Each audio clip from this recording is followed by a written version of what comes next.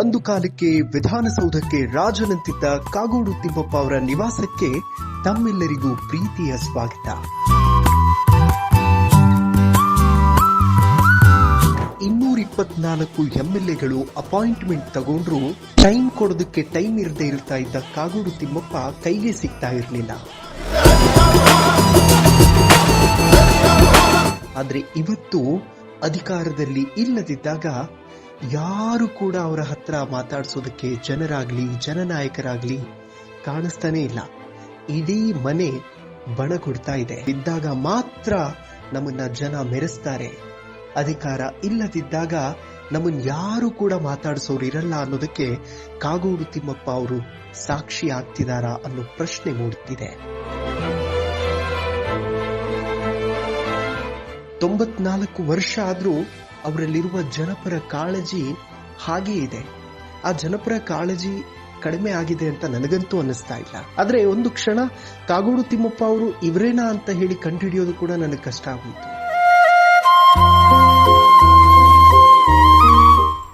ಸಕ್ರಿಯ ರಾಜಕಾರಣದಲ್ಲಿ ಇಲ್ಲದೆ ಇದ್ರೂ ಕೂಡ ಇವತ್ತು ನ್ಯೂಸ್ ಪೇಪರ್ನ ಓದ್ತಾ ಇದ್ದಾರೆ, ಡೈಲಿ ಅಪ್ಡೇಟ್ಸ್ ಅನ್ನ ತಿಳಿದುಕೊಳ್ಳುವಂತಹ ಒಂದು ಪ್ರಯತ್ನವನ್ನ ಮಾಡ್ತಾ ಇರ್ತಾರೆ. ಸರ್ ನಮಸ್ಕಾರ, ಹೇಗಿದ್ದೀರಿ? UT ಖಾದರ್ ಅವರು ಸ್ಪೀಕರ್ ಆಗಿದ್ದಾರೆ. ಸಮರ್ಥವಾಗಿ ಸ್ಪೀಕರ್ ಸ್ಥಾನವನ್ನ ನಿಭಾಯಿಸ್ತಾ ಇದ್ದಾರೆ ಅಂತ ಅನಿಸ್ತದ ತಮಗೆ? ಮಾಡಬೇಕು, ಜಾಸ್ತಿ ಅಂತ ಸ್ವಲ್ಪ ಕಡಿಮೆ ಆಗಿದೆ. ತಾವು ಹೇಗೆ ಸ್ಮರಿಸಿಕೊಳ್ತೀರಿ SM ಕೃಷ್ಣ ಅವರನ್ನ? ಬಹಳ ಒಬ್ಬ ಉತ್ತಮ ವಿಚಾರವಂತರು. ನಿಮ್ಮ ನಾಯಕತ್ವದಲ್ಲಿ ತುಂಬಾ ಜನ ಬೆಳೆದಿದ್ದಾರೆ. ಇನ್ಫ್ಯಾಕ್ಟ್ ಇವತ್ತು ಕೂಡ ಬೇಳೂರು ಗೋಪಾಲಕೃಷ್ಣ ಅವರು ಹೇಳ್ತಾರೆ, ನನ್ನ ರಾಜಕೀಯ ಗುರುಗಳು ಕಾಗೋಡು ತಿಮ್ಮಪ್ಪ ಅವರು. ಇಡೀ ರಾಜಕೀಯ ಜೀವನವನ್ನ ಒಂದೊಮ್ಮೆ ಹಿಂದೆ ತಿರುಗಿ ನೋಡಿದಾಗ ಒಂದು ತೃಪ್ತ ಭಾವ ಇದೆಯಾ ಅಂತ. ಸರ್, ಈಗಲೂ ಕೂಡ ಸಿದ್ದರಾಮಯ್ಯ ಅವರಾಗ್ಲಿ ಅಥವಾ DK ಶಿವಕುಮಾರ್ ಅವರಾಗ್ಲಿ ಭೇಟಿ ಮಾಡುವಂತಹದ್ದು ಅಥವಾ ಮಾತನಾಡುವಂತಹ ಪ್ರಯತ್ನಗಳೇನಾದ್ರೂ ಮಾಡುತ್ತಿದ್ದಾರೆ? ಸಂಪರ್ಕ ಕಡಿಮೆ ಆಗೋಗಿದೆ. ಅವರು ದೂರ ಇರ್ತಾರೆ, ನಾನು ದೂರ ಇರ್ತೇನೆ. ದೇವೇಗೌಡರು ಇವತ್ತು ಕೂಡ ರಾಜಕೀಯ ಮಾಡ್ತಿದ್ದಾರೆ. ತಾವು ಯಾಕೆ ಸಕ್ರಿಯ ರಾಜಕೀಯದಲ್ಲಿ ಇಲ್ಲ ಅಂತ? ಜೀವನದಲ್ಲಿ ಹೆಚ್ಚು ಶಕ್ತಿ ಇಲ್ಲ. ಬದುಕಲ್ಲಿ ಕಷ್ಟಗಳು ಬರೋದು ಸಹಜ, ಅದನ್ನ ಎದುರಿಸಬೇಕಾಗಿರುವಂತಹ ಒಂದು ಆತ್ಮಸ್ಥೈರ್ಯ ನಮ್ಮಲ್ಲಿ ಇರಬೇಕು. ಕಾಗೋಡು ತಿಮ್ಮಪ್ಪ ಅವರು ಆ ಥರದ್ದು ಯಾವ್ದಾದ್ರು ಪರ್ಟಿಕ್ಯುಲರ್ ಕಷ್ಟಗಳನ್ನ ನೋಡಿದಾರಾ ಅಂತ? ನಮಗೆ ಅದೇನು ಹೊಸದಲ್ಲ, ನಮ್ಮ ಜೀವನದ ಒಂದು ಭಾಗ ಅಂತ ಭಾವಿಸ್ಕೊಂಡಿದ್ದೀವಿ. ವೀಕ್ಷಕರೇ, ಇವತ್ತು ನಾವು ಸಾಗರ ವಿಧಾನಸಭಾ ಕ್ಷೇತ್ರದ ವ್ಯಾಪ್ತಿಯಲ್ಲಿದ್ದೀವಿ. ಸಾಗರದಲ್ಲಿ ಕಾಗೋಡು ತಿಮ್ಮಪ್ಪ ಅವರ ಹೋಮ್ ಟೂರನ್ನು ಮಾಡೋದಕ್ಕೆ ನಾನು ಬಂದಿದ್ದೀನಿ. ಕಾಗೋಡು ತಿಮ್ಮಪ್ಪ ಭಾರತೀಯ ರಾಷ್ಟ್ರೀಯ ಕಾಂಗ್ರೆಸ್ನಲ್ಲಿ ಬಹುದೊಡ್ಡ ಹೆಸರು. ಶಿವಮೊಗ್ಗ ಜಿಲ್ಲೆಯ ಸಾಗರ ತಾಲೂಕಿನ ಮೂಲದವರು. ಅನೇಕ ಬಾರಿ ಶಾಸಕರಾಗಿದ್ದಾರೆ, ಸಚಿವರಾಗಿ ಸೇವೆ ಸಲ್ಲಿಸಿದ್ದಾರೆ, ವಿಧಾನಸಭಾ ಅಧ್ಯಕ್ಷರಾಗಿಯೂ ಕೂಡ ಕೆಲಸ ಮಾಡಿದ್ದಾರೆ. ನಮ್ಮೆಲ್ಲರಿಗೂ ಕೂಡ ಗೊತ್ತಿದೆ. ಕಾಗೋಡು ಸತ್ಯಾಗ್ರಹ ಅನ್ನುವಂತಹ ಒಂದು ಸತ್ಯಾಗ್ರಹ ನಡೆದಂತಹ ಸ್ಥಳ ನಮ್ಮೆಲ್ಲರಿಗೂ ಕೂಡ ಚಿರಪರಿಚಿತ. ಇಲ್ಲಿ ಕಾಗೋಡು ತಿಮ್ಮಪ್ಪ ಅವರು 1932ರಲ್ಲಿ ಜನ್ಮ ತಾಳ್ತಾರೆ. ಅದಾದ ನಂತರ ಪ್ರಾಥಮಿಕ ಮತ್ತು ಪ್ರೌಢ ಶಿಕ್ಷಣವನ್ನು ಹಿರೇನೆಲ್ಲೂರು ಮತ್ತು ಸಾಗರದಲ್ಲಿ ಮುಗಿಸಿ ಬೆಂಗಳೂರಲ್ಲಿ BCom ಪದವಿಯನ್ನು ಪಡೆದುಕೊಂಡು ಅದಾದ ನಂತರ ನ್ಯಾಯವಾದಿಗಳಾಗಿಯೂ ಕೂಡ ವೃತ್ತಿಯನ್ನು ಮಾಡ್ತಾರೆ. ಸಮಾಜ ಸೇವೆಯನ್ನು ಕೂಡ ತುಂಬ ದೊಡ್ಡ ಪ್ರಮಾಣದಲ್ಲಿ ಮಾಡಿದ್ದಾರೆ. ದಿವಂಗತ ಗೋಪಾಲಗೌಡರ ಕ್ರೀಡಾಂಗಣ ಸಾಗರ ಪಟ್ಟಣಕ್ಕೆ ತರುವಂತಹ ನಿಟ್ಟಿನಲ್ಲಿ ಅವರ ಪ್ರಯತ್ನ, ಕುಡಿಯುವ ನೀರಿನ ಯೋಜನೆ, ಮಹಿಳಾ ಪದವಿ ಕಾಲೇಜು, ಹಿಂದುಳಿದ ಹೆಣ್ಣು ಮಕ್ಕಳಿಗೆ ಕಾಲೇಜು ವಿದ್ಯಾರ್ಥಿ ನಿಲಯ, ಹೀಗೆ ಅನೇಕ ಶಿಕ್ಷಣ ಸಂಸ್ಥೆಗಳನ್ನು ಮತ್ತು ಕೈಗಾರಿಕೆಗಳನ್ನು ಮಂಜೂರು ಮಾಡಿಸುವಂತಹ ನಿಟ್ಟಿನಲ್ಲಿ ಕಾಗೋಡು ತಿಮ್ಮಪ್ಪ ಅವರ ಪ್ರಯತ್ನ ಗಮನಾರ್ಹ. ಗ್ರಾಮಾಂತರ ಕುಡಿಯುವ ನೀರಿನ ಯೋಜನೆಯಡಿಯಲ್ಲಿ ಅನೇಕ ಹಳ್ಳಿಗಳಿಗೆ ನಲ್ಲಿ ನೀರಿನ ವ್ಯವಸ್ಥೆ ಮಾಡಿದ್ದು ಕೂಡ ಕಾಗೋಡು ತಿಮ್ಮಪ್ಪ ಅವರು. ಮತ್ತು ರಾಜಕೀಯ ಜೀವನ, ಸಾಗರದಲ್ಲಿ ವಕೀಲಿ ವೃತ್ತಿಯನ್ನು ಆರಂಭಿಸಿ ಅದಾದ ನಂತರ ಇವರಿಗೆ ಹೆಚ್ಚಾಗಿ ಬರ್ತಾ ಇದ್ದಂತಹದ್ದು ಗೇಣಿ ರೈತರ ಸಮಸ್ಯೆ. ಈ ಕೇಸುಗಳಿಗೆ ಹಣನೇ ಪಡೀತಾ ಇರಲಿಲ್ಲ ಕಾಗೋಡು ತಿಮ್ಮಪ್ಪ ಅವರು. ಅದನ್ನು ಫ್ರೀ ಆಫ್ ಕಾಸ್ಟಲ್ಲಿ ಸಾಲ್ವ್ ಮಾಡಿಕೊಡುವಂತಹ ಒಂದು ಪ್ರಯತ್ನ ಮಾಡ್ತಾಯಿದ್ರು. ಜೊತೆಗೆ ಸಮಾಜವಾದಿ ರೈತಪರ ಹೋರಾಟಗಳನ್ನು ಕೂಡ ಮಾಡ್ಕೊಂಡು ಬಂದಿದ್ದಾರೆ, ನಮ್ಮೆಲ್ಲರಿಗೂ ಕೂಡ ಗೊತ್ತಿದೆ. ಇದು ಅವರ ಮನೆಯ ಹೊರಭಾಗ. ಮನೆಗೆ ನಾವು ಎಂಟರಾದ ತಕ್ಷಣ ನಮಗೆ ತುಳಸಿ ಗಿಡ ಸಿಗ್ತದೆ. ಅದಾದ ನಂತರ ಮನೆಯ ಒಳಗಡೆ ನಾವು ಎಂಟರ್ ಆದ ತಕ್ಷಣ ಅಚ್ಚುಕಟ್ಟಾದಂತಹ ವ್ಯವಸ್ಥೆ ಇದೆ. ಸೊ ನಾನು ಮನೆಯ ಹೊರಗಡೆ ಯಾರು ಜನ ಇಲ್ವಲ್ಲ ಅಂತ ನನಗೆ ಸಿಕ್ಕಾಪಟ್ಟೆ ಬೇಸರ ಆಯಿತು. ಏಕೆಂತಂದರೆ ಅಧಿಕಾರದಲ್ಲಿದ್ದಾಗ ಮನೆಯ ಸುತ್ತಲೂ ಜನ ಜಾತ್ರೆ ಇರುತ್ತೆ, ಆದರೆ ಅಧಿಕಾರದಲ್ಲಿಲ್ಲದೇ ಇದ್ದಾಗ ಹೇಗೆ ಬಣಗುಡುತ್ತೆ ಅನ್ನುವಂಥದ್ದಕ್ಕೆ ಬಹುಶಃ ನನಗೆ ಈಗ ನಾನು ಕಾಣ್ತಾ ಇರುವಂತಹ ದೃಶ್ಯಗಳು ಸಾಕ್ಷಿ ಆಗ್ತಾ ಇದೆ ಅಂತ ಅನಿಸ್ತದೆ. ಇನ್ಫ್ಯಾಕ್ಟ್ ಇಂದಿರಾ ಗಾಂಧಿ ಅವರ ಪರವಾಗಿ ತುಂಬ ಸ್ಟ್ರಾಂಗ್ ಆಗಿ ನಿಂತಹ ನಾಯಕ ಕಾಗೋಡು ತಿಮ್ಮಪ್ಪ ಮತ್ತು ದಿನೇಶ್ ಗುಂಡೂರಾವ್ ಅವರ ತಂದೆ ಗುಂಡೂರಾವ್ ಅವರು ಅವರ ಸರ್ಕಾರದಲ್ಲೂ ಕೂಡ ಸಚಿವರಾಗಿ ಸೇವೆ ಸಲ್ಲಿಸಿದ್ದು ನಮ್ಮೆಲ್ಲರಿಗೂ ಗೊತ್ತಿದೆ. ಇನ್ಫ್ಯಾಕ್ಟ್ ಕಾಗೋಡು ತಿಮ್ಮಪ್ಪ ಅವರು ಸ್ಪೀಕರ್ ಆಗಿದ್ದಾಗ ರಾಜ್ಯದ ಅದರಲ್ಲೂ ಕೂಡ ಉತ್ತರ ಕರ್ನಾಟಕ ಭಾಗದ ಸಮಸ್ಯೆಗಳ ಕುರಿತಾಗಿ ಸರಿಯಾದ ರೀತಿಯಲ್ಲಿ ಚರ್ಚೆ ಆಗ್ತಾ ಇಲ್ಲ, ಬೆಳಗಾವಿ ಅಧಿವೇಶನದಲ್ಲಿ ಸರಿಯಾದ ರೀತಿಯಲ್ಲಿ ಚರ್ಚೆಗಳು ಆಗಿಲ್ಲ ಅನ್ನುವಂತಹ ಅಸಮಾಧಾನವನ್ನು ತಮ್ಮದೇ ಪಕ್ಷದ ವಿರುದ್ಧ ಹೊರ ಹಾಕ್ತಾಯಿದ್ರು. ಅಂದರೆ ಜನಪರ ಕಾಳಜಿ ಎಷ್ಟಿತ್ತು ಅನ್ನುವಂಥದ್ದನ್ನು ಹೇಳ್ತಾ ಇದ್ದೀನಿ. ಇನ್ಫ್ಯಾಕ್ಟ್ ಅವರನ್ನು ಇವತ್ತು ಮಾತನಾಡಿಸೋದಕ್ಕೆ ಬಂದಿದ್ದೀನಿ.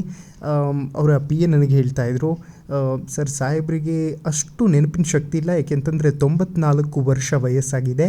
ಸೊ ಅವರಿಗೆ ವಿಚಾರಗಳು ನೀವು ಕೆಲವೊಂದಷ್ಟು ಕೇಳಿದಾಗ ಅದಕ್ಕೆ ಉತ್ತರ ಕೊಡಬಹುದು, ಇನ್ನು ಕೆಲವು ವಿಚಾರಗಳಿಗೆ ಅವರು ಸಮಂಜಸವಾಗಿ ಉತ್ತರ ಕೊಡೋದಕ್ಕಾಗೋದಿಲ್ಲ. ಏಕೆಂತಂದರೆ ವಯೋಸಹಜ ಸ್ಥಿತಿಯಲ್ಲಿ ನಿಮಗೆಲ್ರಿಗೂ ಕೂಡ ಅರ್ಥ ಆಗ್ತದೆ ಹೇಗಿರುತ್ತೆ ಪರಿಸ್ಥಿತಿ ಅಂತ. ಸೊ ಇದು ಅವರ ಮನೆ. ಎಂಟರ್ ಆದ ತಕ್ಷಣ ನಮಗೆ ಅದ್ಭುತವಾದ ಚೇರ್ ವ್ಯವಸ್ಥೆ ಇದೆ ಇಲ್ಲಿ ಜನ ಬಂದು ಕೂತ್ಕೊಳ್ಳೋದಕ್ಕೆ. ಅದಾದ ನಂತರ ಕಾಗೋಡು ತಿಮ್ಮಪ್ಪ ಅವ್ರದ್ದು ಒಂದಷ್ಟು ಫೋಟೋಗಳಿದೆ. ದೇವರಾಜ್ ಅರಸು ಅವರ ಅದ್ಭುತವಾದಂತಹ ಫೋಟೋನ ನೀವು ಗಮನಿಸಬಹುದು. ದೇವರಾಜ್ ಅರಸು ಅವ್ರ ಜೊತೆ ಕೂಡ ತುಂಬ ಅದ್ಭುತವಾದಂತಹ ಒಡನಾಟ ಇದೆ. ಬಟ್ ಈಗ ಅವೆಲ್ಲವೂ ಕೂಡ ಕಾಗೋಡು ತಿಮ್ಮಪ್ಪ ಅವರಿಗೆ ನೆನಪಿರೋದು ಕಷ್ಟ ಸಾಧ್ಯ. ಮತ್ತು ಬನ್ನಿ ಒಳಗಡೆ ಕಾಗೋಡು ತಿಮ್ಮಪ್ಪ ಅವರು ಕೂತಿದ್ದಾರೆ. ನನಗೆ ಒಂದು ಕ್ಷಣ ಕಂಡುಹಿಡಿಲಿಕ್ಕೆ ಆಗಲಿಲ್ಲ ಕಾಗೋಡು ತಿಮ್ಮಪ್ಪ ಅವರು ಅಂತ ಹೇಳಿ.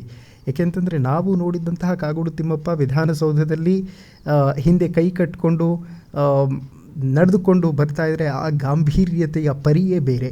ಆದರೆ ಇವತ್ತು ಡೈಲಿ ನ್ಯೂಸ್ ಪೇಪರನ್ನು ಓದ್ತಿರ್ತಾರೆ, ಡೈಲಿ ಅಪ್ಡೇಟ್ಸನ್ನು ತಿಳ್ಕೊತಾರೆ, ಆದರೆ ಹಳೆಯ ವಿಚಾರಗಳು ಅವರಿಗೆ ಅಷ್ಟಾಗಿ ನೆನಪಿಲ್ಲ. ಇನ್ಫ್ಯಾಕ್ಟ್ ನಾನು ನಿಮಗೆ ಫ್ಯಾಮಿಲಿ ಫೋಟೋ ತೋರಿಸ್ತಾ ಇದ್ದೀನಿ. ಪುತ್ರಿ ರಾಜನಂದಿನಿ BJPಗೆ ಹೋಗಿದ್ದಾಗ ತುಂಬ ನೊಂದ್ಕೊಂಡಿದ್ರು ಕಾಗೋಡು ತಿಮ್ಮಪ್ಪ ಅವರು. ನನ್ನ ಮಗಳಾಗಿ ಈ ರೀತಿ ಕೆಲಸ ಮಾಡಬಾರ್ದಾಗಿತ್ತು ಅಂತ ಬೇಸರವನ್ನು ಹೊರಹಾಕಿದರು. ಇನ್ಫ್ಯಾಕ್ಟ್ ರಾಜಕೀಯ ನಿವೃತ್ತಿಯನ್ನು ಘೋಷಿಸಿದರು. ಈ ಎಲ್ಲ ಪ್ರಸಂಗಗಳು ನಿಮಗೆ ಗೊತ್ತಿದೆ.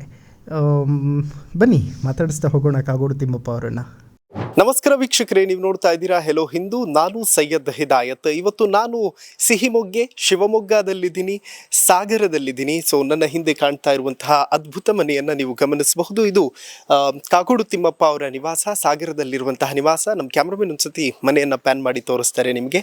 ಸೊ ಇದು ಅವರ ಮನೆ.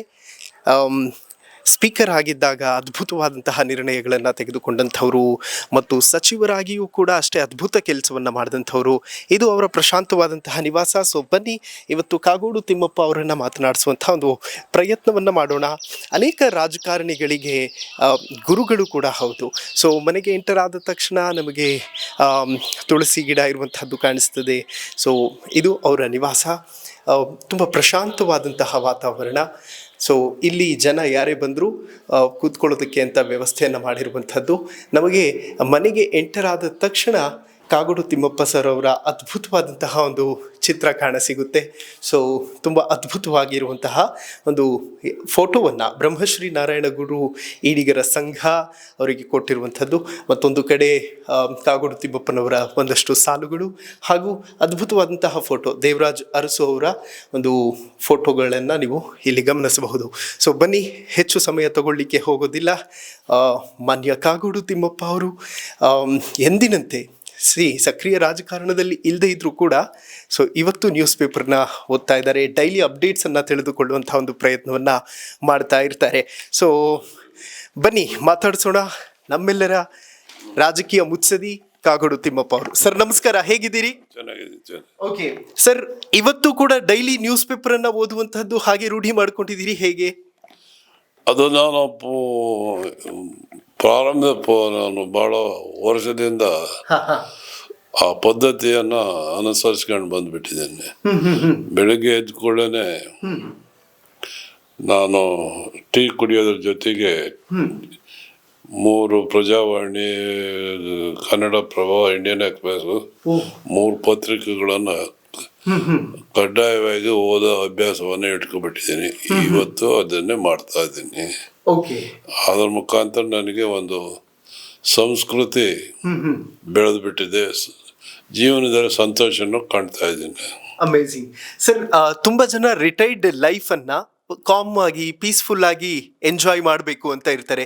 ತಾವು ಹೇಗೆ ಕಳೀತಾ ಇದ್ದೀರಿ ಅಂತ, ರಿಟೈರ್ಡ್ ಲೈಫ್ನ ಹೇಗೆ ಕಳೀತಾ ಇದ್ದೀರಿ ಅಂತ? ಏನಿಲ್ಲ, ಇರ್ತೀನಿ. ಇಲ್ಲಿ ಬೆಳಿಗ್ಗೆ ಎದ್ದ ಕಡೆನೆ ಪತ್ರಿಕೆಗಳನ್ನು ಓದ್ತೀನಿ. ಆಮೇಲೆ 10-11 ಗಂಟೆವರೆಗೂ ಕೂತಿರ್ತೇನೆ. ಆಮೇಲೆ ಸ್ನಾನ ಗಿನ ಮಾಡಿ ಊಟ ಮಾಡಿ ಇಲ್ಲೇ ಐತಿ, ಎಲ್ಲಿಗೂ ಹೋಗೋದಿಲ್ಲ. ಸಾಯಂಕಾಲ ಆದ ಕೂಡಲೇ 5 ಗಂಟೆಗೆ ನಾನು ವಾಕ್ ಹೋಗ್ತೇನೆ. ಸರ್, ಪ್ರತಿನಿತ್ಯವೂ ಕೂಡ ಜನಸಾಗರವನ್ನ ನೋಡ್ತಾ ಇದ್ದಂತಹ ಮುತ್ಸದಿ ರಾಜಕಾರಣಿ ತಾವು. ಸೊ ಇವತ್ತು ಕೂಡ ಜನ ಬರ್ತಾರ ಮನೆಗೆ ಅಹವಾಲುಗಳನ್ನ ತಗೊಂಡು? ಖಂಡಿತವಾಗಿ ಬರ್ತಾರೆ. ಜನರಿಗೆ ಅನೇಕ ಸಮಸ್ಯೆಗಳಿರ್ತವೆ. ಅವರ ಸಮಸ್ಯೆಗೆ ಪರಿಹಾರವನ್ನ ಇಲ್ಲಿಂದಲೇ ಫೋನ್ ಮುಖಾಂತರ ಸಂಬಂಧವ್ರನ್ನ ಸಂಪರ್ಕ ಮಾಡಿ ತಿಳಿಸಿ ಹೇಳುವಂತ ಕೆಲಸನೂ ಮಾಡ್ತೇನೆ. ಪತ್ರ ವಗೈರೆ ಕೊಡೋದನ್ನು ಮಾಡ್ತೇನೆ.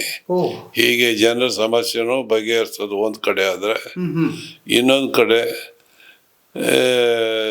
ಸಾರ್ವಜನಿಕರ ಊರಿನ ಸಮಸ್ಯೆಗಳಲ್ಲಿದ್ದಾವ ಅವ್ರಗಳಿಗೆ ಏನ್ ಪರಿಹಾರ ಕಂಡುಹಿಡಿಬೇಕು ಅನ್ನೋದ್ರ ಬಗ್ಗೆನೂ ನಾವು ಹೆಚ್ಚು ಆಸಕ್ತಿಯನ್ನು ವಹಿಸ್ತೀವಿ. Amazing sir.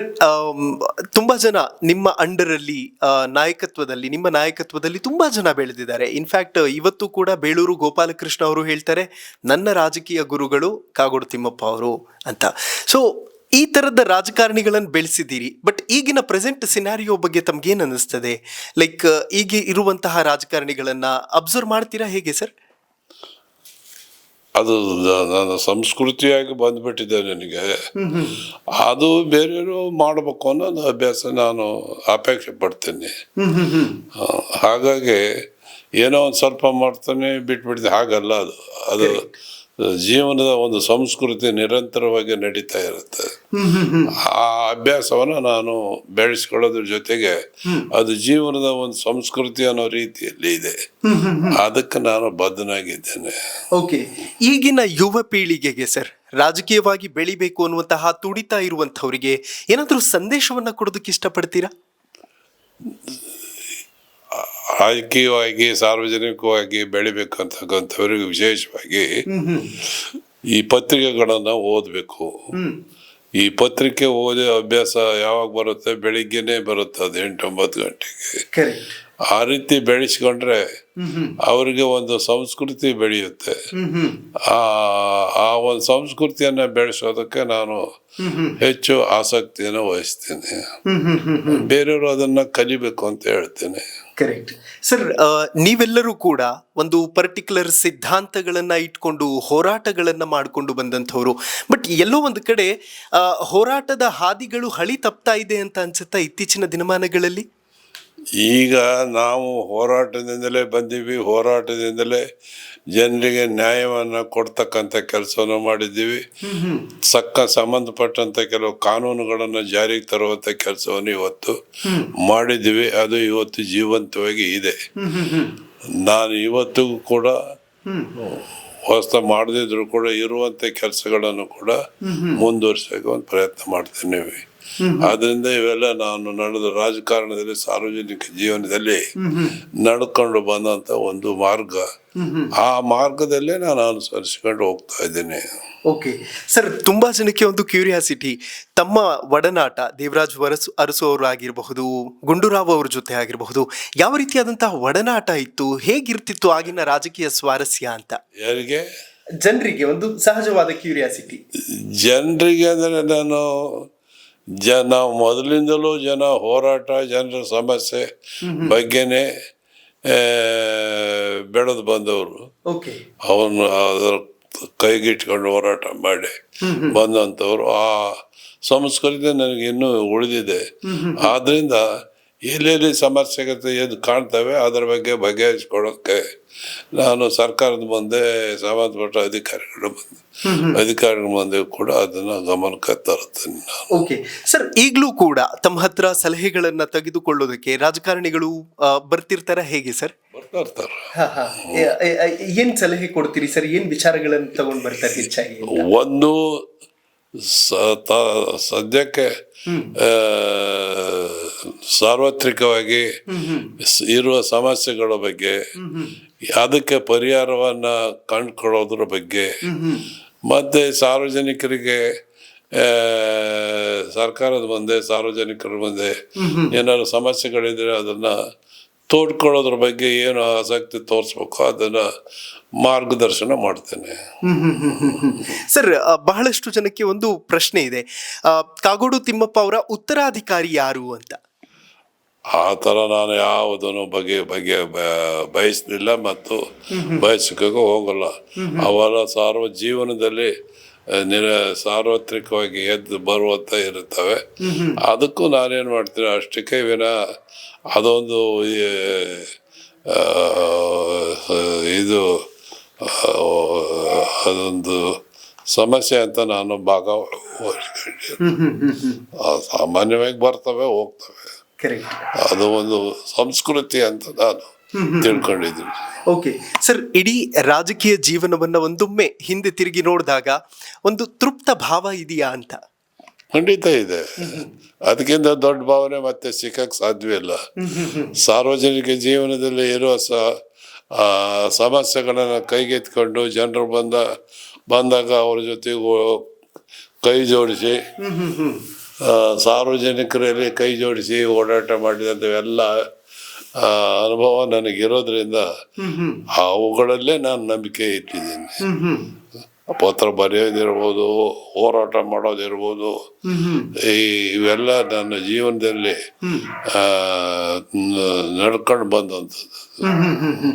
ಸರ್, ಬದುಕಲ್ಲಿ ಕಷ್ಟಗಳು ಬರೋದು ಸಹಜ, ಅದನ್ನ ಎದುರಿಸಬೇಕಾಗಿರುವಂತಹ ಒಂದು ಆತ್ಮಸ್ಥೈರ್ಯ ನಮ್ಮಲ್ಲಿ ಇರಬೇಕು. ಕಾಗೋಡು ತಿಮ್ಮಪ್ಪ ಅವರು ಆ ಥರದ್ದು ಯಾವ್ದಾದ್ರು ಪರ್ಟಿಕ್ಯುಲರ್ ಕಷ್ಟಗಳನ್ನ ನೋಡಿದಾರಾ ಅಂತ? ಖಂಡಿತವಾಗಿ ನೋಡಿದ್ದಾರೆ. ಈಗಲೂ ಅದರಲ್ಲಿ ಆಸಕ್ತಿ ಇಟ್ಕೊಂಡಿದ್ದಾರೆ. ಬದುಕನ್ನೇ ಸಾರ್ವಜನಿಕರ ಜೀವನದ ಜೊತೆಗೆ ಹಂಚಿಕೊಳ್ಳೋದರಲ್ಲೇ ನಾವು ಕಳೆದಿದ್ದೀವಿ. ಆದ್ರಿಂದ ನಮಗೆ ಅದೇನು ಹೊಸದಲ್ಲ, ನಮ್ಮ ಜೀವನದ ಒಂದು ಭಾಗ ಅಂತ ಭಾವಿಸ್ಕೊಂಡಿದ್ದೀವಿ. ಓಕೆ ಸರ್, ಇದು ಎಷ್ಟು ವರ್ಷ ಹಳೆ ಮನೆ ಸರ್, ಹೇಗೆ ಅಂತ? ಇದು ಸುಮಾರು 30-40 ವರ್ಷದ ಮನೆ ಆಗಿದೆ.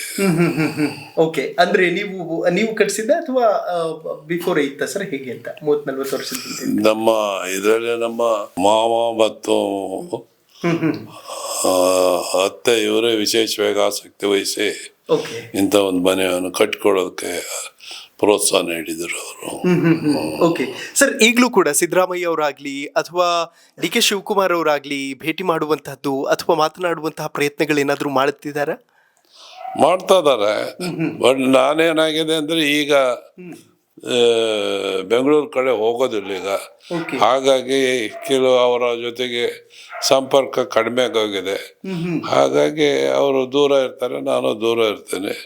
ಬಟ್ ಒಟ್ಟಾರೆ ಏನಂದ್ರೆ ಸಾರ್ವಜನಿಕ ಜೀವನದಲ್ಲಿ ಏನೊಂದು ಸಂಸ್ಕೃತಿಯನ್ನು ನಾವು ಬೆಳೆಸ್ಕೊಂಡಿದ್ವಿ, ಆ ಸಂಸ್ಕೃತಿ ಮುಖಾಂತರವಾಗಿ ನಮ್ಮ ಜೀವನದಲ್ಲಿ ಕೆಲವು ಸಮಯವನ್ನು ಕಳೀತೀವಿ ನಾವು. ಸರ್, ನಾನು ಆಕ್ಚುಲಿ ಓದ್ತಾ ಇದ್ದೆ, ನೀವು ಶಿಕ್ಷಣಕ್ಕೆ ಕೊಟ್ಟಂತಹ ಒತ್ತಾಗಲಿ ಅಥವಾ ನೀರಾವರಿಯ ವಿಚಾರದಲ್ಲಿ ಕೊಟ್ಟಂತಹ ಒಂದು ಒತ್ತು ಇತ್ತೀಚಿನ ದಿನಗಳಲ್ಲಿ ಬರ್ತಾ ಇರುವಂತಹ ರಾಜಕಾರಣಿಗಳಿಗೆ ಆ ಒಂದು ಆಂಬಿಷನ್ ಇರೋದಿಲ್ಲ ಅಂತ ಹೇಳ್ತಾರೆ. ಆಂಬಿಷನ್ ಅದು ಬರುತ್ತೆ, ಅದು ಹಾಗೆ ಬರೋದಲ್ಲ, ಒಂದು ಸಂಸ್ಕೃತಿಯಾಗಿ ಬೆಳಿಬೇಕು. ಅದನ್ನ ಸಂಸ್ಕೃತಿಯ ಮಾರ್ಗದಲ್ಲಿ ಅಕಸ್ಮಾತ್ ಆಗಿ ಅಥವಾ ನಮ್ಮ ಇದರಲ್ಲಿ ಬದುಕಿನಲ್ಲಿ ಅದನ್ನ ಅಳವಡಿಸ್ಕೊಂಡ್ರೆ ನಾವು ಕೂಡ ಅದನ್ನ ಆ ದಾರಿಯಲ್ಲೇ ಹೋಗೋಕೆ ಸಾಧ್ಯ ಇದೆ. ಏನ್ ಕನಸುಗಳಿತ್ತು ಸರ್ ಅವರಿಗೆ? ಏನಾಗಬೇಕು ಏನು ಅವ್ರಿಗೆ ಏನೂ ಇರ್ಲಿಲ್ಲ. ನಮ್ಮ ತಂದೆ ಇದ್ರು ಒಬ್ಬ ರೈತ, ಗದ್ದೆ ಉಡೋದು, ಜಮೀನು ಮಾಡೋದು ಅವ್ರದ್ದೆಲ್ಲ ರೈತ, ಅವ್ರದ್ದು ಏನು ಆಸೆ ಆಕಾಂಕ್ಷೆಗಳಿಲ್ಲ. ನಾನು ವಿಶೇಷವಾಗಿ ನಮ್ಮೂರಿನಲ್ಲೇ ಕಾಗೋಡು ಚಳವಳಿ ನಡೀತು, ರೈತರ ಚಳವಳಿ ನಡೀತು. ಗೋಪಾಲ್ ಗೌಡ್ ಅಂತವರು ಒಬ್ಬ ನಾಯಕರು ನನಗೆ ಮಾರ್ಗದರ್ಶಕರಾಗಿ ಸಿಕ್ಕಿದ್ರು. ಹಾಗಾಗಿ ಒಂದು ಗೋಪಾಲ್ ಗೌಡ್ ಅಂತ ಒಬ್ಬ ಮಾರ್ಗದರ್ಶಕರಿದ್ದರು ನಮಗೆ. ಮುಂಚೆ ಎಲ್ಲದಕ್ಕಿಂತ ಮುಂಚಿತವಾಗಿ ಗೋಪಾಲ್ ಗೌಡರು ಅವ್ರಿಗೂ ಮಾರ್ಗದರ್ಶನ ಮಾಡಿದವ್ರೆ ಲೋಹಿಯ ಅವರು ಇದ್ರು. ಲೋಹಿಯ ಮತ್ತು ಗೋಪಾಲ್ ಗೌಡರ ಒಂದು ಮಾರ್ಗದರ್ಶನದಲ್ಲಿ ನಾವು ನಮ್ಮ ಆಲೋಚನೆ ವಿಚಾರಗಳನ್ನ ಬೆಳೆಸ್ಕೊಂಡು ಅದನ್ನೇ ಮುಂದುವರ್ಸ್ಕೊಂಡು ಬಂದಿದ್ದೀವಿ. ಸರ್, ತುಂಬಾ ಜನ ಒಂದು ಪರ್ಟಿಕ್ಯುಲರ್ ಘಟನೆಯಿಂದಾಗಿ ಪ್ರೇರೇಪಿತರಾಗಿ ರಾಜಕೀಯಕ್ಕೆ ಬರೋದು ಸಹಜ.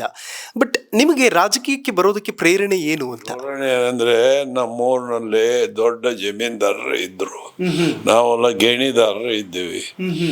ಗೇಣಿದಾರರಿಗೂ ಮತ್ತು ಜಮೀನ್ದಾರರಿಗೂ ಘರ್ಷಣೆ ಆಗಿದ್ದಾಗೆ ಆಗ್ತಾ ಇದ್ವಿ.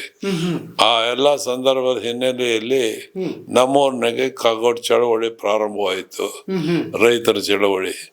ಆ ರೈತ ಚಳವಳಿಯಿಂದಲೇ ನಾನು ಪ್ರಮುಖವಾದ ಪಾತ್ರವನ್ನು ವಹಿಸಿ ನಾವು ಮುನ್ನಡೆಸ್ಕೊಂಡು ಬಂದ್ವಿ. ಹಾಗೆ ನಾನು ಸರ್ಕಾರಕ್ಕೆ ನಾನು ಓದಕ್ಕೆ ಹೋಗ್ಬೇಕು ಇಲ್ಲ, ಅದರ ಬೆಳವಣಿಗೆಯಲ್ಲೇ ಬೆಂಗಳೂರಿಗೆ ಹೋಗಿ ವಿದ್ಯಾಭ್ಯಾಸ ಮಾಡಿ ಮತ್ತು ಲಾಯರ್ಗಿರಿನೂ ಮಾಡಿ ಅನುಭವ ಪಡೆದೆ. ಹಾಗಾಗಿ ಈ ಸಮಾಜವಾದಿ ಸಿದ್ಧಾಂತ, ಸಮಾಜವಾದಿ ಒಂದು ಆಲೋಚನೆ ವಿಚಾರಗಳಲ್ಲೇ ನಾನು ಹೆಚ್ಚು ಆಸಕ್ತಿಯನ್ನು ವಹಿಸಿಕೊಂಡು ನಾನು ಇದುವರೆಗೂ ನಡ್ಕೊಂಡು ಬಂದಿದ್ರಿಂದ ನನಗೆ ಅದು ಎಲ್ಲದಕ್ಕೂ ಮಾರ್ಗದರ್ಶನವನ್ನು ನೀಡುತ್ತದೆ. ಓಕೆ ಸರ್, ಇಂದಿರಾ ಗಾಂಧಿ ಅವರ ವಿಚಾರದ ಬಗ್ಗೆ ಮಾತಾಡಲೇಬೇಕು. ಯಾಕೆಂತಂದ್ರೆ ತಾವು ಆ ಟರ್ಮ್ನಲ್ಲಿ ಇದ್ದಂಥವ್ರು. ಸೊ ಹೇಗೆ ಬೆಂಗಳೂರಿಗೆಲ್ಲ ಬಂದಾಗ ಅಥವಾ ಶಿವಮೊಗ್ಗಕ್ಕೆ ಏನಾದ್ರು ಬಂದಾಗ ಇಲ್ಲಿ ಬಂದಿದ್ರ ಸರ್ ಅವರು, ಹೇಗೆ ಅಂತ? ಇಂದಿರಾ ಗಾಂಧಿ ಅವರು ಇಲ್ಲಿ ಬಂದಿರಲಿಲ್ಲ. ಓಕೆ, ಕಾಂಗ್ರೆಸ್ 2 ಭಾಗ ಆದಾಗ ತಾವು ಸ್ಟ್ರಾಂಗ್ ಆಗಿ ಕಾಂಗ್ರೆಸ್ ಐಯಲ್ಲೇ ಉಳ್ಕೋತೀರಿ. ಕಾರಣ ಏನಾಗಿತ್ತು ಸರ್? ಅಲ್ಲೆಲ್ಲ ನಾನು ಮೊದಲು ಉಳಿದದ್ದೇ ಸೋಷಿಯಲಿಸ್ಟ್ ಪಾರ್ಟಿ ಅಲ್ಲದು, ಕೊನೆ ಸೋಷಿಯಲಿಸ್ಟ್ ಪಾರ್ಟಿ ಅದು ಸ್ವಲ್ಪ ಮೂಲೆ ಕೂತಾಗ ನಾವು ಕಾಂಗ್ರೆಸ್ ಅನ್ನು ಸೇರ್ಕೊಂಡಿವಿ. ಕಾಂಗ್ರೆಸ್ನಲ್ಲೇ ಎಲ್ಲ ಹೋರಾಟಗಳನ್ನು ಮುಂದುವರ್ಸ್ಕೊಂಡು ಬಂದಿವೆ. Amazing sir. ಸಾಕಷ್ಟು ಜನ ಮುಖ್ಯಮಂತ್ರಿಗಳನ್ನ ನೋಡಿದಿರಿ, ಕರ್ನಾಟಕ ರಾಜ್ಯದ ಅನೇಕ ಮುಖ್ಯಮಂತ್ರಿಗಳನ್ನ. ದಿ ಬೆಸ್ಟ್ ಅಂತ ಹೇಳೋದಾದ್ರೆ ಯಾರು ಅಂತ? ದೇವರಾಜ ಅರಸರ ಬಹಳ ಮುಖ್ಯವಾದಂಥವ್ರು. ಅಂದ್ರೆ ತಮ್ಮದು ಅವ್ರದ್ದು ಒಡನಾಟ ಹೇಗಿರ್ತಿತ್ತು ಸರ್? ಬಹಳ ಚೆನ್ನಾಗಿತ್ತು. ಓಕೆ, ನಾನು ವಿರೋಧ ಪಕ್ಷದಾಗಿದ್ದೆ, ಆದರೂ ಅವರ ಸಂಬಂಧಗಳು, ನಮ್ಮ ವಿಚಾರಗಳು, ಸಮಾಜವಾದಿ ಸಿದ್ಧಾಂತದ ವಿಚಾರಗಳು ಚರ್ಚೆ ಮಾಡೋದ್ರಲ್ಲಿ, ಭಾಷಣ ಅದರ ಬಗ್ಗೆ ಆಸಕ್ತಿ ತೋರಿಸೋದ್ರಲ್ಲಿ, ಹೋರಾಟ ಮಾಡೋದ್ರಲ್ಲಿ ಎದ್ದು ಕಾಣ್ತಾ ಇದ್ವಿ. ಆದ್ರಿಂದಲೇ ದೇವರಾಜ ಅರಸರು ನನ್ನ ಬಗ್ಗೆ ವಿಶೇಷವಾದಂತ ಆಸಕ್ತಿಯನ್ನು ವಹಿಸ್ತಾ ಇದ್ರು. ಓಕೆ ಸರ್, ತುಂಬಾ ಸ್ಟೈಲಿಶ್ ಕೂಡ ಹೌದು ಅಂತ ಹೇಳ್ತಾ ಇದ್ರು. ದೇವರಾಜ್ ಅರಸು ಅವರು ತುಂಬಾ ಸ್ಟೈಲಿಶ್ ಕೂಡ ಹೌದು ಅಂತಿದ್ರು ಸರ್. ಹಾಗೇನ್ ಸ್ಟೈಲಿಶ್ ಅಲ್ಲ, ಅವರು ಒಂದು ಪಂಚೆ ಜುಬ್ಬ ಹಾಕ್ತಾ ಇದ್ರು ಅಷ್ಟೇ. ಸ್ಟೈಲಿಶ್ ಅಥವಾ ಇವೆಲ್ಲ ಏನು ಮಾಡ್ತಾ ಇದ್ದಲ್ಲ. ಓಕೆ ಸರ್, ಇಲ್ಲಿ ಶಿವಮೊಗ್ಗದ ರಾಜಕಾರಣದ ಬಗ್ಗೆ ಮಾತಾಡೋದಾದ್ರೆ, ಈಗ ಪ್ರೆಸೆಂಟ್ ಬೇಳೂರು ಗೋಪಾಲಕೃಷ್ಣ ಅವರು ಕೂಡ ಇಲ್ಲಿ ಸಾಗರದ MLA ಇದ್ದಾರೆ. ಹೇಗೆ ಗೈಡ್ ಮಾಡ್ತೀರಿ ಅವರಿಗೆ ರಾಜಕೀಯ ವಿಚಾರಗಳಲ್ಲಿ ಅಂತ? ಗೈಡ್ ಏನ್ ಮಾಡಲ್ಲ, ಅವರು ನಾವು ನಡೆದು ಬಂದ ದಾರಿನೆಲ್ಲ ನೋಡಿದ್ದಾರೆ, ಕೇಳಿದ್ದಾರೆ, ಮತ್ತು ನನ್ನ ಜೊತೆಗೆ ಹಂಗ ಓಡಾಡೋರು ಅವ್ರ ತಿಳ್ಕೊಂಡು ಅದನ್ನ ಬೆಳೆಸ್ಕೊಂಡು ಬಂದಿದ್ದಾರೆ ಅಷ್ಟೇ. ನಾನು ಅದಕ್ಕೇನೋ ಒಂದು ಅಂದ್ರೆ ಜಾಗೃತಿ ಮೂಡಿಸ್ತಕ್ಕಂಥ ಕೆಲಸ ಮಾಡಕ್ ಹೋಗಲ್ಲ. ನಮ್ಮ ನಡವಳಿಕೆ, ಆಲೋಚನೆ, ವಿಚಾರಗಳನ್ನ ಬಹಿರಂಗವಾಗಿ ನಾವು ಹೇಳ್ತಾ ಇದ್ದಿದ್ರಿಂದ ಅವರು ಕೂಡ ಅದರ ಬಗ್ಗೆ ಆಸಕ್ತಿ ತೋರಿಸಿ ಆ ಸಂಸ್ಕೃತಿಯಲ್ಲೇ ಬೆಳಕು ಬಂದಿದ್ದಾರೆ. ಓಕೆ ಸರ್, ಹಿಂದೆಲ್ಲವೂ ಕೂಡ ನೀರು ಮತ್ತು ಜನರಿಗಾಗಿ ಹೋರಾಟ ಅನ್ನೋದು ಇರ್ತಾ ಇತ್ತು. ಬಟ್ ಇತ್ತೀಚಿನ ದಿನಗಳಲ್ಲಿ 2014 ನಂತರ ಧರ್ಮದ ಮಧ್ಯೆ ರಾಜಕೀಯ ಮಾಡುವಂತಹ ವಿಚಾರಗಳು, ವಿಚಾರಗಳು ಹೆಚ್ಚಾಗ್ತಾ ಇದೆ ಮತ್ತು ಮುಸ್ಲಿಂ ನಾಯಕತ್ವ ನೇಪಥ್ಯಕ್ಕೆ ಸರಿತಾ ಇದೆ ಅನ್ನುವಂತಹ ವಿಚಾರಗಳು ಒಂದು ರಿಪೋರ್ಟ್ ಕೂಡ ಬಂದಿತ್ತು. ಏನನ್ಸುತ್ತೆ, ಯಾಕೆ ಮುಸ್ಲಿಂ ನಾಯಕತ್ವ ನೇಪಥ್ಯಕ್ಕೆ ಸರಿತಾ ಇದೆ, ಮುಸ್ಲಿಂ ನಾಯಕರ ಸಂಖ್ಯೆ ಕಡಿಮೆ ಯಾಕಾಗ್ತಿದೆ ಅಂತ ತಮಗೆ ಯಾಕೆ ಅನಿಸ್ತದೆ ಅಂತ? ಅದು ಅವರು ಧರ್ಮಕ್ಕೆ ಹೆಚ್ಚು ಒತ್ತು ಕೊಡಕ್ಕೆ ಹೋಗ್ಬಿಟ್ರದು. ಹಾಗಾಗಿ ಅವರ ವಿಚಾರಗಳು ಆಲೋಚನೆಗಳೆಲ್ಲ ಧರ್ಮವನ್ನು ಆಧರಿಸಿದೆ ವಿನಃ ಬೇರೆ ಜನರ ಸಮಸ್ಯೆಗೋಸ್ಕರವಾಗಿ ಇರಲಿಲ್ಲ ಇತ್ತೀಚೆ, ಅಂದರೆ ನಂತರದಲ್ಲಿ. ಹಾಗಾಗಿ ಅವರು ಸ್ವಲ್ಪ ಹಿಂದಕ್ಕೆ ಸರಿ ಜನರ ಸಮಸ್ಯೆಗಳನ್ನು ಎದುರಿಸಲಿ ಅವರ ಸಂಸ್ಕೃತಿಯನ್ನು ಬೆಳೆಸ್ಕೊಳ್ಳೋದ್ರಲ್ಲಿ ಸ್ವಲ್ಪ ಹಿಂದಕ್ಕೆ ಸರಿದ್ರು ಅಂತ. ಓಕೆ ಸರ್, ನಿಮಗೆ ಕಾರ್ ಕ್ರೇಜ್ ಆಗಲಿ ಅಥವಾ ಸಿನಿಮಾಗಳನ್ನ ನೋಡುವಂತಹ ಕ್ರೇಜ್ ಆ ಥರದ್ದು ಏನಾದರೂ ಇದೆಯಾ? ಸಿನಿಮಾಗಳನ್ನ ನೋಡುವಂಥದ್ದಾಗ್ಲಿ ಅಥವಾ ನಮಗೆ ಅವೆಲ್ಲ ಯಾವತ್ತೂ ಹೋಗಿಲ್ವಾ ಸರ್ ಥಿಯೇಟರ್? ಹೋಗಿದೆ ಎಲ್ಲೋ ಈಚೆಗಂತೂ ಒಂದು 10-20 ವರ್ಷ 30 ವರ್ಷದ ಒಂದು ಈಚೆಗೆ ಇಲ್ಲ. ಮುಂಚೆ ಎಲ್ಲರೂ ಅಪರೂಪಕ್ಕೆ ಹೋಗ್ತಿದ್ವಿ, ಈಗ ಅದು ಇಲ್ಲ. ಯಾರ ಸಿನಿಮಾಗಳನ್ನು ಹೆಚ್ಚಾಗಿ ನೋಡ್ತಾ ಇದ್ರಿ ಸರ್? ಯಾವ ನಟನ ಸಿನಿಮಾಗಳನ್ನು? ಅದೇನು ಹೇಳ್ತಿದ್ದಿಲ್ಲ, ಯಾವ್ದಾರು ಸ್ವಲ್ಪ ಸಾಂಸ್ಕೃತಿಕವಾಗಿ ಹೋರಾಟದ ಹಿನ್ನೆಲೆ ಸಂಸ್ಕೃತಿಯ ಹಿನ್ನೆಲೆಯಿಂದ ಬಂದಂತ ಇದ್ರೆ ಅವುಗಳ ಬಗ್ಗೆ ಸ್ವಲ್ಪ ಆಸಕ್ತಿ ತೋರಿಸ್ತಾ ಇದೆ. ಓಕೆ, ವೆಲ್ ಸರ್, ಹೆಚ್ಚು ಸಮಯ ತಗೊಳ್ಳಿಕ್ಕೆ ಹೋಗೋದಿಲ್ಲ. ಫೈನಲಿ ಕಾರ್ಯಕ್ರಮದ ಮುಖಾಂತರ ಏನು ಹೇಳೋದಕ್ಕೆ ಇಷ್ಟಪಡ್ತೀರಿ ಜನರಿಗೆ? ಇವತ್ತು ಜನರಿಗೆ ಬೇಕಾಗಿರೋದು ಬದಲಾವಣೆ. ಆ ಬದಲಾವಣೆಗೆ ಈ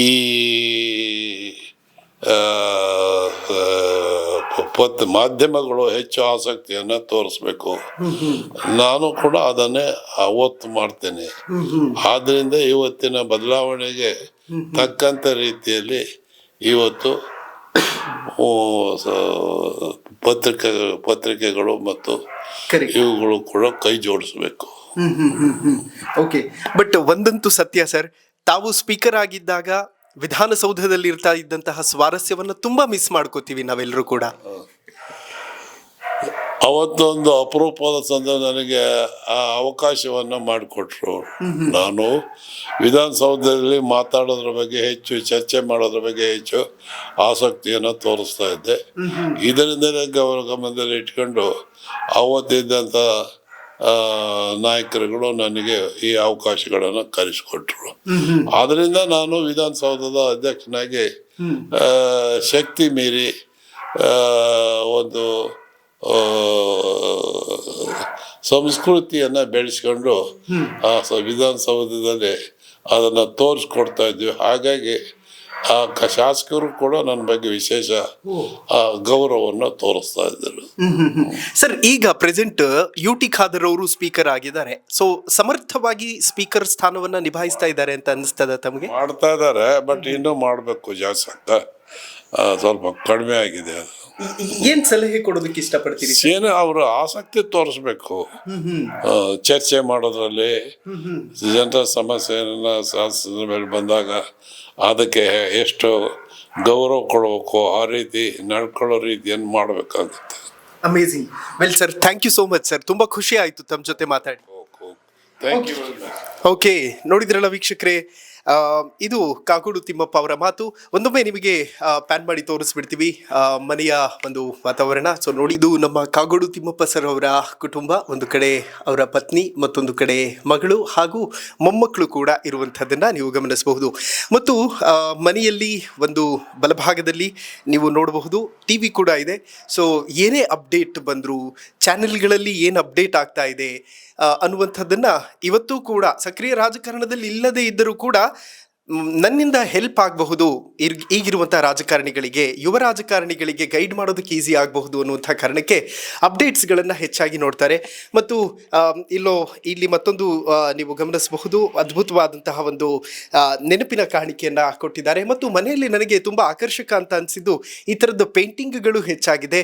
ಪೇಂಟಿಂಗ್ ಬಗ್ಗೆ ಹೆಚ್ಚಿನ ಆಸಕ್ತಿ ಇರೋದ್ರಿಂದಾಗಿ ಸೊ ಪೇಂಟಿಂಗ್ಗಳು, ಯಾಕೆಂತಂದರೆ ನಮ್ಮ ಶಿವಮೊಗ್ಗ ಭಾಗದಿಂದ ಬರುವಂತಹ ಪ್ರತಿಯೊಬ್ಬ ನಾಯಕರಾಗಲಿ ಅಥವಾ ಕವಿಗಳಾಗಲಿ ಕಲೆಯಲ್ಲಿ ಹೆಚ್ಚಿನ ಆಸಕ್ತಿಯನ್ನ ಉಳ್ಳಂಥವ್ರಾಗಿರ್ತಾರೆ. ಮತ್ತು ಇದು ಪ್ರಮಾಣ ವಚನ ಸ್ವೀಕರಿಸುವಂತಹ ಸಂದರ್ಭದ ಒಂದು ಫೋಟೋ. ಎಸ್ ಎಂ ಕೃಷ್ಣ ಅವರು. ಸರ್, ಎಸ್ ಎಂ ಕೃಷ್ಣ ಅವ್ರ ಬಗ್ಗೆ ನಾವು ಮಾತಾಡೋದೇ ಮರ್ತ್ವಿ ಆ್ಯಕ್ಚುಲಿ. ಎಸ್ ಎಂ ಕೃಷ್ಣ ಅಂತಹ ರಾಜಕಾರಣಿಗಳನ್ನ ಕರ್ನಾಟಕ ಪಡೆದುಕೊಳ್ಳೋದು ಕಷ್ಟ ಅಂತ ತುಂಬಾ ಜನ ಹೇಳ್ತಿದ್ರು. ತಾವು ಹೇಗೆ ಸ್ಮರಿಸಿಕೊಳ್ತೀರಿ ಎಸ್ ಎಂ ಕೃಷ್ಣ ಅವರನ್ನ ಅಂತ? ಬಹಳ ಒಬ್ಬ ಉತ್ತಮ ವಿಚಾರವಂತರು ಮತ್ತು ಅವರು ಒಬ್ಬ ಶಾಸಕರು ಕೂಡ ಹೌದಾಗಿದ್ರು, ಲೋಕಸಭೆ ಸದಸ್ಯರು ಆಗಿದ್ರು. ಆದ್ರಿಂದ ಅಂತ ಒಬ್ಬ ನಾಯಕರನ್ನ ನಾವು ಶಾಸನ ಸಭೆಯಲ್ಲಿ ಕಾಣೋದು ಬಹಳ ಕಷ್ಟ. ಅವರು ಕಂಡದ್ದು ನನಗೆ ತುಂಬಾ ಸಂತೋಷ ಇದೆ. ಅವರು ಅಂಥವ್ರು ಉಳಿಬೇಕು ಚರಿತ್ರೆಯಲ್ಲಿ. ಆ ಮುಖಾಂತರವಾಗಿ ಸಾರ್ವಜನಿಕರಿಗೆ ಅವರ ಸಂದೇಶಗಳು ಹೋಗ್ಬೇಕು, ಅದನ್ನ ಬಯಸ್ತೀನಿ ನಾನು. ಸರ್, ಡಿ ಕೆ ಶಿವಕುಮಾರ್ ಅವರು ಕೂಡ ಎಲ್ಲೋ ಒಂದು ಕಡೆ ಸಿಎಂ ಆಗ್ಬೇಕು ಅನ್ನುವಂತಹ ಒಂದು ಬಯಕೆ ಇದೆ ಡಿ ಕೆ ಶಿವಕುಮಾರ್ ಅವರಿಗೆ. ಉತ್ತಮ ಅಂತ ಅನ್ಸುತ್ತಾ ಸರ್ ಸಿಎಂ ಆದ್ರೆ? ಉತ್ತಮ ಆಗುತ್ತೆ. ಏನಾದ್ರೂ ಬದಲಾವಣೆ ಮಾಡ್ಕೋಬೇಕಾ ಅವರು, ಡಿ ಕೆ ಶಿವಕುಮಾರ್ ಅವರು? ಸ್ವಲ್ಪ ಮಾಡ್ಕೋಬೇಕಾಗತ್ತೆ. ಅಂದ್ರೆ ಯಾವ ತರದ ಬದಲಾವಣೆ ಆಗುತ್ತೆ ಸರ್ ಅವರಿಗೆ? ಯಾಕಂತ ಹೇಳಿದ್ರೆ ಈ ಜನರ ಸಮಸ್ಯೆಗಳಿಗೆ ಬಹಳ ಸೂಕ್ಷ್ಮವಾಗಿ ಸ್ಪರ್ಧೆ ಮಾಡ್ಕೋಬೇಕು. ಸ್ಪರ್ಧೆ ಅಂದ್ರೆ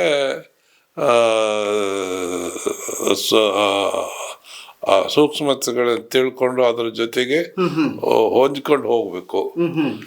ಹಾಗಾದ್ರೆ ಅವರು ಸಾರ್ವಜನಿಕ ಸಮಸ್ಯೆಗಳಿಗೆ ಒಬ್ಬ ವ್ಯಕ್ತಿಯಾಗಿ ಬೆಳೀತಾರೆ. ವ್ಯಕ್ತಿಯಾಗಿ ಬೆಳೆದ್ರೆ ಸಾಮಾನ್ಯವಾಗಿ ಅವರನ್ನ ಮಾಧ್ಯಮಗಳು, ಸಾರ್ವಜನಿಕರು ಗುರುತಿಸ್ತಾರೆ. ಹೌದು, ನಿಜ ಸರ್. ಓಕೆ, ಮತ್ತೊಂದು ಕಡೆ ಅದ್ಭುತವಾದಂತಹ ಕಾಣಿಕೆಗಳು ಪ್ರತಿಯೊಂದು ಕಾರ್ಯಕ್ರಮದಲ್ಲೂ ಕೂಡ ಒಳ್ಳೆ ಕಾಣಿಕೆಗಳನ್ನು ಕೊಟ್ಟಿದ್ದಾರೆ. ಯಾಕೆಂತಂದ್ರೆ ಯಾವುದೇ ಕಾರ್ಯಕ್ರಮಕ್ಕೆ ಹೋದ್ರೂ ಕೂಡ ಅಲ್ಲಿ ಸಿಗುವಂತಹ ಸನ್ಮಾನಗಳು, ಸೊ ಇಲ್ಲಿ ಅದರ ಪ್ರತಿರೂಪವನ್ನ ನಾವು ಗಮನಿಸಬಹುದು. ಮತ್ತೊಂದು ಕಡೆ ಇದು ಕಾಗೋಡು ತಿಮ್ಮಪ್ಪ ಸರ್ ಅವರ ತಂದೆ ಮತ್ತು ತಾಯಂದಿರ ಫೋಟೋ. ಸೊ ಅವ್ರಿಗೂ ಕೂಡ ತುಂಬ ಕನಸುಗಳಿರುತ್ತೆ. ಆ ಕನಸುಗಳನ್ನು ನನಸು ಮಾಡುವಂತಹ ನಿಟ್ಟಿನಲ್ಲಿ ಕೆಲಸವನ್ನು ಕೂಡ ಮಾಡಿದ್ದಾರೆ. ಸೊ ಈ ಹಾಲ್ನಲ್ಲಿ ನಾವೇನು ನಿಂತಿದ್ದೀವಿ, ಇಲ್ಲಿ ಯಾವುದೇ ಮೀಟಿಂಗ್ಗಳಾಗಲಿ ಅಥವಾ ಏನೇ ಕಾರ್ಯಕ್ರಮಗಳಾಗಲಿ ನಡೀತಾ ಇದ್ರು, ಇಲ್ಲಿ ಬಂದು ಡಿಸ್ಕಸ್ ಮಾಡ್ತಾ ಇದ್ರು. ಸೊ ನನಗೆ ಬಹಳ ಆಶ್ಚರ್ಯ ಆಗೋದು, ಅಧಿಕಾರದಲ್ಲಿ ಇದ್ದಾಗ ಮನೆಯ ಮುಂದೆ ಜನ ಇರ್ತಾರೆ, ಅಧಿಕಾರದಲ್ಲಿ ಇಲ್ಲದೆ ಇದ್ದಾಗ ಬಣಗುಡ್ತಾ ಇರುತ್ತೆ. ಆದರೂ ಕೂಡ ರಾಜಕೀಯ ನಾಯಕರುಗಳಿಗೆ ಗೈಡ್ ಮಾಡುವಂಥ ನಿಟ್ಟಿನಲ್ಲಾಗಲಿ ಅಥವಾ ರಾಜಕೀಯದ ಜ್ಞಾನವಾಗಲಿ ಅದು ಬಣಗುಡ್ತಾ ಇಲ್ಲ. ಅದು ಇವತ್ತೂ ಕೂಡ ಹಾಗೇ ಇದೆ. 94 ವರ್ಷ ವಯಸ್ಸು ಅಂತ ಅನಿಸುತ್ತೆ. ಈ 94ರಲ್ಲೂ ಕೂಡ ಜನರ ಬಗ್ಗೆ ಕಾಳಜಿ ಇದೆಯಲ್ಲ, ಅದು ಅಮೇಝಿಂಗ್. ಸರ್, ದೇವೇಗೌಡರು ಇವತ್ತು ಕೂಡ ರಾಜಕೀಯ ಮಾಡ್ತಿದ್ದಾರೆ, ಬಟ್ ತಾವು ಯಾಕೆ ಸಕ್ರಿಯ ರಾಜಕೀಯದಲ್ಲಿ ಇಲ್ಲ ಅಂತ? ಈಗ ಒಂದು ನನ್ನ ಜೀವನದಲ್ಲಿ ಹೆಚ್ಚು ಶಕ್ತಿ ಇಲ್ಲ ಆ ರೀತಿ ರಾಜಕೀಯ ಕ್ಷೇತ್ರದಲ್ಲಿ ಕೆಲಸ ಮಾಡೋದಕ್ಕೆ. ಹಾಗಾಗಿ ನಾನು ಮನೆಯಲ್ಲೇ ಕೂತ್ಬಿಟ್ಟಿದ್ದೇನೆ. Okay sir. ದೇವೇಗೌಡರ ಕೊಡುಗೆ ಕೂಡ ಅಪಾರ ಇದೆಯಲ್ಲ ಸರ್ ನಮ್ಮ? ಇದೆ. Okay, done sir. ಓಕೆ, ಮನೆಯ ಇನ್ನೊಂದು ಹಾಲಿನಲ್ಲಿ ನಾವೀಗ ನಿಂತಿದ್ದೀವಿ. ಸೊ ದೇವರ ಕೋಣೆ ನೀವು ಗಮನಿಸಬಹುದು. ಬೆಳಗ್ಗೆ ಎದ್ದ ತಕ್ಷಣ ದಿನಚರಿ ಶುರು ಆಗೋದೇ ಪ್ರಾರ್ಥನೆಯ ಮೂಲಕ. ದೇವರಿಗೆ ಪ್ರಾರ್ಥನೆಯನ್ನು ಸಲ್ಲಿಸಿ ದಿನನಿತ್ಯದ ಕಾರ್ಯಕ್ರಮಗಳು ಆರಂಭ ಆಗುತ್ತೆ. ಮತ್ತು ಇಲ್ಲಿ ನೀವು ಗಮನಿಸಬಹುದು, ಇದು 3ನೇ ಮಗಳು ಕಾಗೋಡು ತಿಮ್ಮಪ್ಪ ಸರ್ ಅವರ 3ನೇ ಪುತ್ರಿಯ ಮದುವೆಯ ಸಂದರ್ಭದ ಫೋಟೋಗಳು.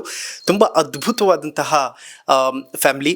ಏಕೆಂತಂದರೆ ತುಂಬ ಜನ ರಾಜಕೀಯಕ್ಕೆ ಬರೋದಕ್ಕೆ ಪ್ರಮುಖ ಕಾರಣಕರ್ತರು ಕಾಗೋಡು ತಿಮ್ಮಪ್ಪ ಸರ್. ಮತ್ತು ಇದು ಅವರ ಮೊಮ್ಮಗನ ಫೋಟೋವನ್ನು ನೀವು ಗಮನಿಸಬಹುದು. ಪೇಂಟಿಂಗ್ ಅಂತೂ ಸಿಕ್ಕಾಪಟ್ಟೆ ಇದೆ ಮನೆಯಲ್ಲಿ. ಆಮೇಲೆ ಇನ್ನೊಂದು ಸ್ವಲ್ಪ ಮುಂದೆ ಬಂದರೆ, ಸೊ ಇದು ಡೈನಿಂಗ್ ಹಾಲನ್ನು ನೀವು ನೋಡ್ತಾ ಇದ್ದೀರಾ. ತುಂಬ ಜನ ರಾಜಕಾರಣಿಗಳಿಗೆ ನಾನು ಕೇಳ್ತಾ ಇದ್ದೆ, ಫ್ಯಾಮಿಲಿ ಜೊತೆ ಕೂತ್ಕೊಂಡು ಒಟ್ಟಿಗೆ ಊಟ ಮಾಡುವಂತಹ ಸಂದರ್ಭ ನಿಮಗೆ ಸಿಗ್ತದಾ ಅಂತ.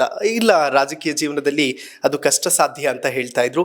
ಸೊ ಇದು ಅವರ ಡೈನಿಂಗ್ ಹಾಲ್. ಮತ್ತೊಂದು ಕಡೆ ಕಿಚನ್ಗೆ ನಿಮಗೆ ಕರ್ಕೊಂಡು ಬರ್ತೀನಿ.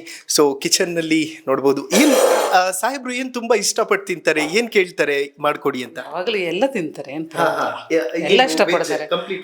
ವೆಜ್ ನಾನ್ ವೆಜ್ ಎಲ್ಲ ಹೌದಾ? ಓಕೆ. ಎಷ್ಟು ಕೃಷಿ ವರ್ಷದಿಂದ ಅಂತ. ಕೆಲಸ ಮಾಡ್ತಾ ನಾನು ಇದ್ದೀರಿ? 3 ವರ್ಷ ಆಯ್ತು. 3 ವರ್ಷದಿಂದ. ಓಕೆ. ಅವ್ರನ್ನ ಟಿವಿಯಲ್ಲೆಲ್ಲ ನೋಡಿರ್ತೀವಿ, ರಾಜಕೀಯದಲ್ಲಿ ತುಂಬಾ ಸಕ್ರಿಯವಾದಂತಹ ರಾಜಕಾರಣಿ. ಈಗ್ಲೂ ಕೂಡ ಗೈಡ್ ಮಾಡ್ತಿರ್ತಾರ ಜನಗಳಿಗೆ? ಇಲ್ಲ ಈಗ ಪರವಾಗಿಲ್ಲ, ಮುಂಚಿನಕ್ಕಿಂತ ಈಗ ಸ್ವಲ್ಪ ಅಡ್ಡಿಲ್ಲ. ಹೌದು. ಓಕೆ. ಓಕೆ, ಹೆಚ್ಚಾಗಿ ಮಾತಾಡೋದಿಲ್ಲ ಅವ್ರು ಯಾರು ಕೂಡ. ಸೊ ಹಾಗಾಗಿ ಮಾತಾಡಿಸುವಂಥ ಒಂದು ಸಣ್ಣ ಪ್ರಯತ್ನವನ್ನ ಮಾಡಿದೆ. ಅದೇನೇ ಇದ್ರೂ ಕೂಡ ವೀಕ್ಷಕರೇ, ತುಂಬಾ ಜನ ನನಗೆ ಕಾಮೆಂಟ್ ಮಾಡಿದ್ರು, ಕಾಗೋಡು ತಿಮ್ಮಪ್ಪ ಸರ್ ಅವರನ್ನ ಮಾತಾಡಿಸಿ, ಅವರ ಕುಟುಂಬಸ್ಥರನ್ನ ಮಾತಾಡಿಸಿ ಅಂತ. ಸೊ ನೋಡಿ ವೀಕ್ಷಕರೇ, ಅಮ್ಮ ಇದ್ದಾರೆ. ಅಮ್ಮ, ರಾಜಕೀಯವಾಗಿ ಸರ್ ತುಂಬಾ ಹೆಸರನ್ನು ಮಾಡಿದ್ದಾರೆ. ಸೊ ಕುಟುಂಬಕ್ಕೆ ಆ ಸಂದರ್ಭದಲ್ಲಿ ಸಮಯ ಎಲ್ಲ ಕೊಡ್ತಾ ಇದ್ರಾ ಅಂತ? ಇಲ್ಲ, ನಾವೇ ಮಾಡ್ಕೊತಿದ್ದೀವಿ ಅಷ್ಟೇ. ಎಲ್ಲಾದ್ರೂ ವೀಕೆಂಡ್ಸಿಗೆ ಕರ್ಕೊಂಡು ಹೋಗುವಂಥದ್ದು ಆ ಥರದ್ದೆಲ್ಲ? ಅದೆಲ್ಲ ಏನಿಲ್ಲ, ಏನಿದ್ರು ರಾಜಕೀಯ ಅವ್ರದ್ದು ಅಷ್ಟೇ. ಅಂದ್ರೆ ದಿನಚರಿ ಹೇಗ್ ಶುರುವಾಗ್ತಿತ್ತು ಸಕ್ರಿಯ ರಾಜಕಾರಣದಲ್ಲಿ ಇದ್ದಾಗ? ಬೆಳಿಗ್ಗೆ ಅವ್ರದ್ದು ಟೈಮಲ್ಲಿ ಅವ್ರ ತಿಂಡಿದ್ದು ಊಟದ ವ್ಯವಸ್ಥೆ ನಮ್ದು, ಆಮೇಲೆ ಎಲ್ಲ ರಾಜಕೀಯ. ಯಾರೆಲ್ಲ ಬರ್ತಾ ಇದ್ರಮ್ಮ ಆಗ ರಾಜಕೀಯ ಹೇಳಕ್ಕಾಗಲ್ಲ, ಸುಮಾರು ಜನ ಬರ್ತಾರೆ. ಹೇಳಕ್ಕಾಗಲ್ಲ. ಎಸ್.ಎಂ. ಕೃಷ್ಣ ಸರ್ ಅವರೆಲ್ಲ ಬಂದಿದ್ರು ಎಲ್ಲ. ಅದು ಈಗ ಹುಷಾರಿಲ್ಲ ಅಂತ ಅವ್ರಿಗೆ ನೋಡಕ್ ಬಂದ್ರು. ಓಕೆ. ಸೊ ನೀವು ಕೂಡ ತುಂಬಾ ಹತ್ತಿರದಿಂದ ನೋಡಿರ್ತೀರಿ ಸರ್ನ. ಲವ್ ಮ್ಯಾರೇಜ್, ಅರೇಂಜ್ ಮ್ಯಾರೇಜ್ ತಮ್ಮ ಇಬ್ರದು? Arrange marriage. ಎರಡನೇ ಸಂಬಂಧ ಇಲ್ಲ ಇಲ್ಲಿ. ಫಸ್ಟ್ ಟೈಮ್ ನೋಡಿದ್ದಾಗ ಯಾವ ತರ ಫೀಲ್ ಇತ್ತು ಅಂತ? ಇಲ್ಲ, ಗೊತ್ತೇ ಇಲ್ಲ, ಐಡಿಯಾನೇ ಇಲ್ಲ. ನಾವು ಉಡುಪಿ ಕಡೆಯವರು, ಈ ಊರಿದ್ದ ಹೆಸರು ಕೇಳಲಿಲ್ಲ, ಇಲ್ಲಿ ಬಂದೂನೇ ಇಲ್ಲ ನಾವು. ಓಕೆ. ಮಕ್ಕಳೆಲ್ಲ ಏನ್ ಮಾಡ್ತಾರಮ್ಮ ಈಗ? ನನ್ ಮಗಳು ಒಬ್ಳೆ. ಏನ್ ವರ್ಕ್ ಮಾಡ್ತಿದ್ದಾರೆ ಅವರು? ಮದ್ವೆ ಆಗಿ ಚಂದ್ರಾಯಪಟ್ಟಣ, ಹಾಸನ್ ಡಿಸ್ಟ್ರಿಕ್ಟ್. ಓ, ಹಾಸನ್ ಅಲ್ಲಿ ಇದ್ದಾರೆ. ಓಕೆ. ಮೊಮ್ಮಗ? ಅವನು BE ಫೈನಲ್ ಇಯರ್. ಓಕೆ. ಎರಡನೇವನು BCom.